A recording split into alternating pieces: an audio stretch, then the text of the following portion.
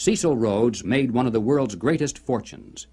With help from international bankers, he was able to establish a virtual monopoly over all the diamonds that came from South Africa, and most of the gold as well.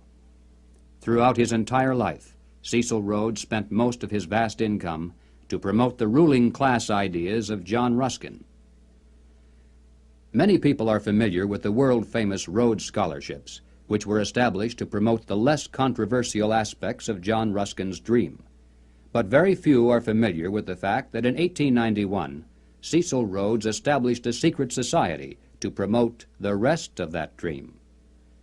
Dr. Quigley explains, in this secret society, Rhodes was to be leader. Stead, Brett, Lord Esher, and Milner were to form an executive committee. Arthur Lord Balfour, Sir Harry Johnston, Lord Rothschild, Albert Lord Grey, and others were listed as potential members of a circle of initiates, while there was to be an outer circle known as the Association of Helpers, later organized by Milner as the Round Table Organization. Here, then, was the classic pattern of political conspiracies throughout all history. At the center, usually depicted as the all-seeing eye, there is a tiny group in complete control, with one man as the undisputed leader.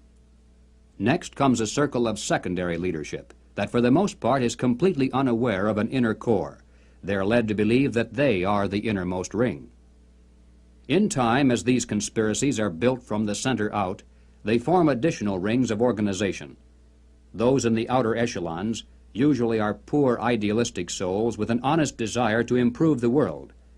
They never suspect an inner control for sinister purposes, and only those few who demonstrate a ruthless capacity for higher leadership are ever allowed to see it.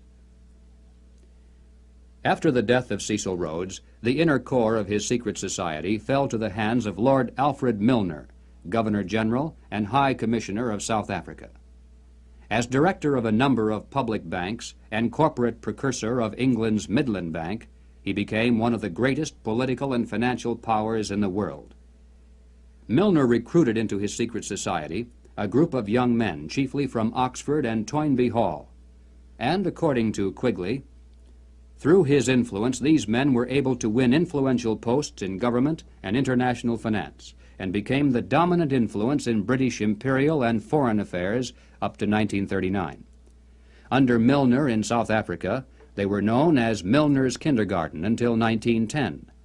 In 1909 to 1913, they organized semi-secret groups known as Round Table groups in the chief British dependencies and in the United States. The Round Table group in the United States promptly created an external organization known as the CFR, the Council on Foreign Relations.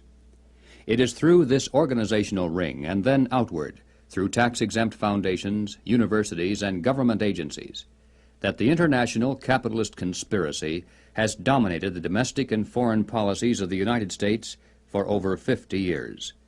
Unless there is any doubt as to who is behind the CFR, Dr. Quigley tells us bluntly, in New York it was known as the Council on Foreign Relations and was a front for J.P. Morgan and Company in association with the very small American Round Table Group. The CFR building is located on the west side of fashionable Park Avenue in New York.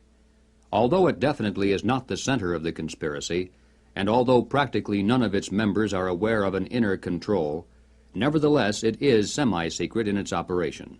It shuns publicity, and members are sworn not to disclose to the public the proceedings of its conferences and briefings.